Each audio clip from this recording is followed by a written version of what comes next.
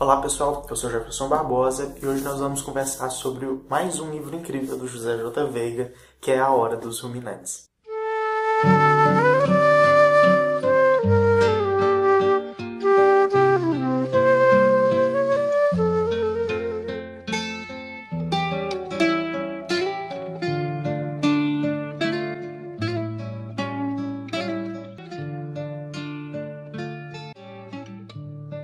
O José J. Veiga é um autor goiano, ele nasceu em Corumbá de Goiás em 1915.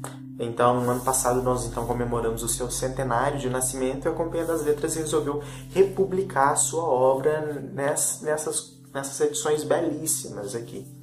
Os 3 livros lançados até agora da coleção são esses, já tem resenha dos outros 2 aqui no canal, que é Sombra de Reis Barbudos, que é o meu favorito, é um livro incrível, que está aqui duelando junto com Cavalinhos de Platiplanto, que também tem resenha no canal e é um livro incrível, e que também está duelando com A Hora dos Ruminantes, que também é um livro incrível. Eu também já li Aquele Mundo de Vaza Barros, nessa coleção da Biblioteca Clássica Goiana, e esse aqui ainda não tem resenha no canal. Quero relê-lo para fazer um vídeo aqui para vocês. O José J. Veiga, esses 3 livros mais famosos, os primeiros, digamos, os mais famosos de sua carreira, foram publicados ali perto assim, da década de 70. Nós sabemos que aqui no Brasil essa é uma época do regime militar. Então muitos estudiosos usam esse clima de tensão que tem nos livros do José J. Veiga, de conflito, de opressão, para fazer referência ao período no qual nós vivemos. Entretanto, o José J. Veiga deixa isso bem claro que não é muito bem assim. Ele não se inspirou pelo período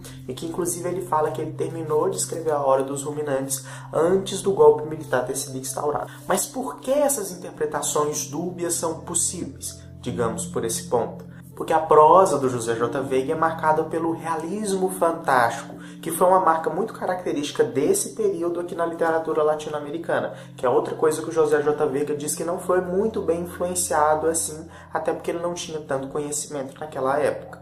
Entretanto, ele diz que não considera a obra dele como um realismo fantástico. Essa parte do fantasioso, do maravilhoso, ela insere na obra dele, mas como uma representação da realidade. E aqui no prefácio do Antônio Arnone Prado, ele diz o seguinte: a minha literatura é uma literatura realista, nem fantástica nem mágica. Quer dizer, original e estranha, sem sair da singular estranheza da nossa própria realidade.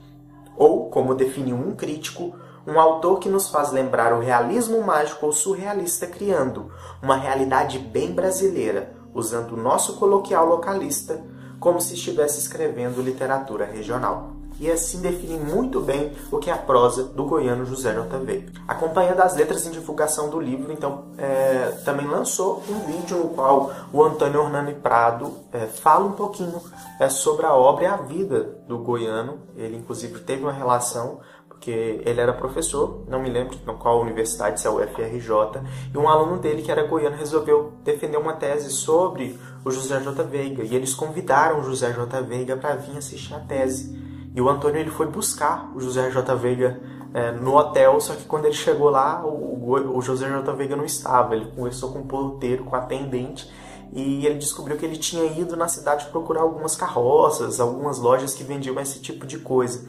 Mas ele não se atrasou, ele chegou na hora e é engraçado que ele fala, então vamos lá assistir os doutores falar. Que é uma pessoa muito simpática que, apesar de sair do interior, não perdeu esse seu lado regionalista, o que é muito interessante. Em A Hora dos Ruminantes, nós estamos em Mainarema, mais uma cidadezinha do interior, que aqui não tem um local bem definido, então é uma cidade fictícia que pode ser a sua cidade que você conhece perto do lugar onde você esteja. E nessa cidade chega uma comitiva que se instala a uma certa distância, e a população consegue ver essa comitiva se instalar num território que eles sabem que é de outra pessoa. E aquilo, como é uma cidade muito pequena, o fuxico começa a predominar. Essa comitiva se instala, começa a construir elementos que dão a entender que eles não vão ficar ali por pouco tempo, eles estão se instalando indefinidamente, e aí começa a surgir um monte de boatos sobre quem são aqueles que estão se instalando por ali. Então essas pessoas, elas se tornam os outros. E o romance é dividido em 3 partes. A primeira é a chegada. Então é a chegada desses outros elementos que estão se instalando ali em Mainarema.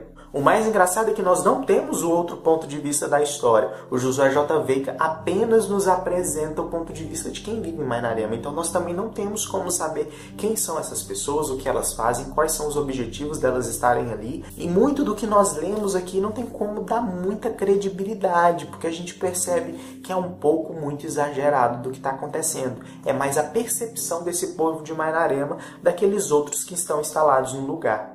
Tanto é que todas as pessoas que têm e passam a ter alguma conexão com esses outros, eles têm e se tornam diferentes mediante a cidade, querendo ou não, sendo isso realidade ou não. Nós temos o Geminiano, que é o cara que tem a carroça na cidade, é um cara muito importante porque é ele que lá leva e traz os mantimentos e faz serviços para aquela cidadezinha.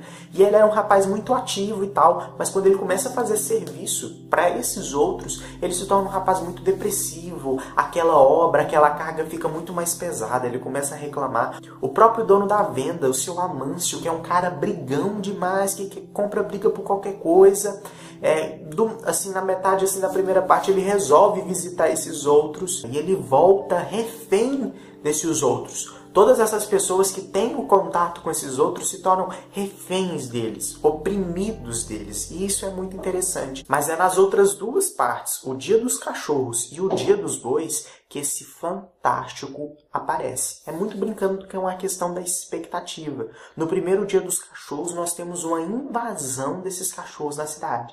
Mas não são qualquer quantidade de cachorro. É descrito como uma quantidade extraordinária desses cachorros que chegam invadindo tudo, destruindo tudo.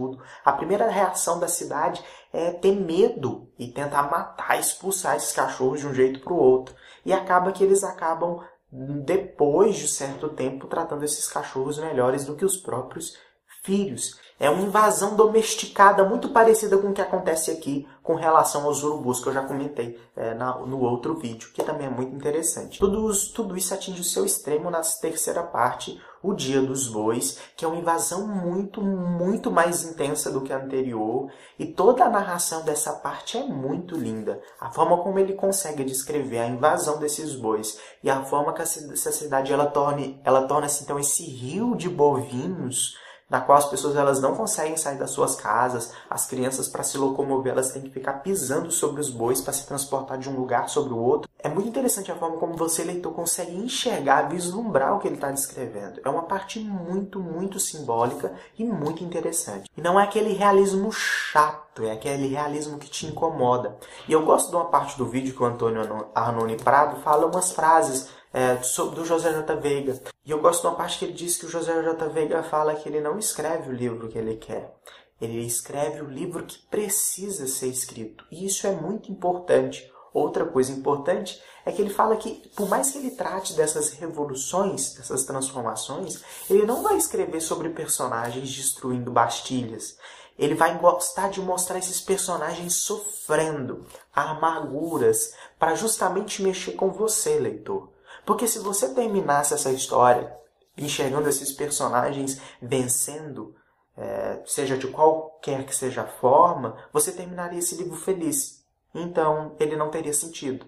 Mas se você se incomoda com o que está escrito aqui, você com certeza vai gerar essa transformação em você de alguma forma. E aí, realmente, o trabalho do autor, do José J. Veiga, vai ter algum efeito. Meu único problema de relação com a Hora dos Ruminantes, como, por exemplo, comparando com Sombra de Reis Barbudos, que é o meu livro favorito dele até o momento, é que nós não temos um personagem central, como no caso do Lucas, de 12 anos, em Sombra de Reis Barbudos. Aqui nós temos vários personagens. Então a minha empatia com o livro demorou um pouco a engatinhar melhor, mas nem por isso não deixa de ser um livro incrível. Então eu indico para vocês A Hora dos Ruminantes ou qualquer outro livro do José J. Veiga que vocês tenham aí na estante. E se você não tiver nenhum, você está precisando completar sua coleção. Então é isso, espero que vocês tenham gostado desse autor maravilhoso. E em breve eu volto para falar do próximo lançamento da companhia, que deve ser em julho, que vai sair outro livro do José J. Veiga. E eu não vejo a hora de poder comentar aqui com vocês. Então é isso, muito obrigado, a gente se vê. Deixe aqui nos comentários o que você achou, se você já leu José J. Veiga. Me indique outros autores que você gosta. E no final desse vídeo tem 2 indicações de outras resenhas que vão aparecer aqui. Então assista. Até mais e obrigado.